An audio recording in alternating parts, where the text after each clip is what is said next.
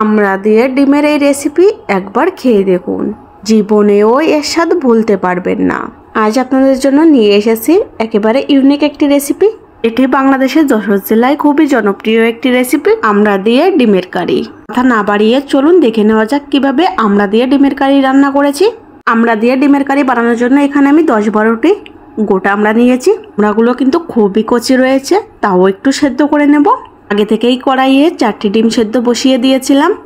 এখন সে জলের ভিতরে আমড়াগুলো দিয়ে দিব। এতক্ষণে আমার ডিমগুলো সেদ্ধ করা হয়ে গিয়েছে, সেজন্য ডিমগুলো উঠিয়ে নিব। আমড়াগুলো 4-5 মিনিট রান্না করে নিলেই ভালো মতো সেদ্ধ হয়ে যাবে। যখনই আমড়ার খোসাগুলো একটু ফেটে গিয়েছে তখনই তুলে নিয়েছি, আর হাত দিয়ে খোসাগুলো আমড়া থেকে ছাড়িয়ে নিব।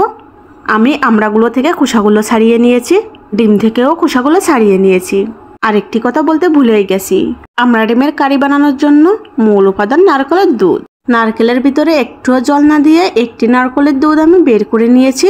এজন্য নারকেলের দুধটা খুবই ঘন, দেখতেই পাচ্ছেন। চুলার উপরে কড়াই বসিয়ে কড়াইয়ে অল্প পরিমাণ তেল দিয়ে দিব। তেলের ভিতরে সামান্য পরিমাণ হলুদ গুঁড়া ও সামান্য পরিমাণে লবণ দিয়ে দিব। তেলটা গরম হয়ে আসলে আগে থেকে সেদ্ধ করে খোসা ছাড়িয়ে রাখা ডিমগুলো দিয়ে দিব, আর ডিমগুলো হালকা একটু ভেজে তুলে নেব। ডিম ভাজা তেলের ভিতরে আমি আরেকটু পরিমাণে তেল দিয়ে দিব। 1টি তেজপাতা ও 3টি শুকনা মরিচ মাছ বরাবর ছেড়ে ফোড়ন দিয়ে দিব। সামান্য পরিমাণে গোটা জিরা ফোড়ন দিয়ে দিব। 1 চা চামচ আদা বাটা ও 1 চা চামচ কাঁচামরিচ বাটা দিয়ে দিব। পরিমাণ মতো হলুদ গুঁড়া ও স্বাদ মতো লবণ দিয়ে দিব। আমরা ডিমের কারিটা কাঁচামরিচ দিয়ে করলে বেশি ভালো লাগে, তবে আপনারা চাইলে শুকনা মরিচও ব্যবহার করতে পারেন। মশলাগুলো একসঙ্গে মিশিয়ে একটু সময় কষিয়ে নিব। চুই ঝাল ছাড়া এসব রান্নায় ভালো মতো টেস্ট আসে না, সেজন্য আমি 1 টুকরো চুই ঝাল দিয়ে দিব। আর আগে থেকে খোসা ছাড়িয়ে রাখা আমড়াগুলো মশলার উপর দিয়ে দিব। মশলার সঙ্গে আমড়াগুলো একটু সময় কষিয়ে নিব। আমি প্রায় 4-5 মিনিট মশলার সঙ্গে আমড়াগুলো কষিয়ে নিয়েছি। আমড়া থেকে তেল ছেড়ে দিয়েছে, আর এই পর্যায়ে নারকেলের দুধটা দিয়ে দিব। ততক্ষণ না পর্যন্ত আমড়া থেকে নারকেলের দুধটা শুকিয়ে তেলটা উপরে উঠে যাচ্ছে, ঠিক ততক্ষণ পর্যন্ত আমড়াটা রান্না করে নিব। এতক্ষণে নারকেলের দুধ থেকে তেল ছেড়ে দিয়েছে। এই পর্যায়ে আগে থেকে ভেজে রাখা ডিমগুলো দিয়ে দিব।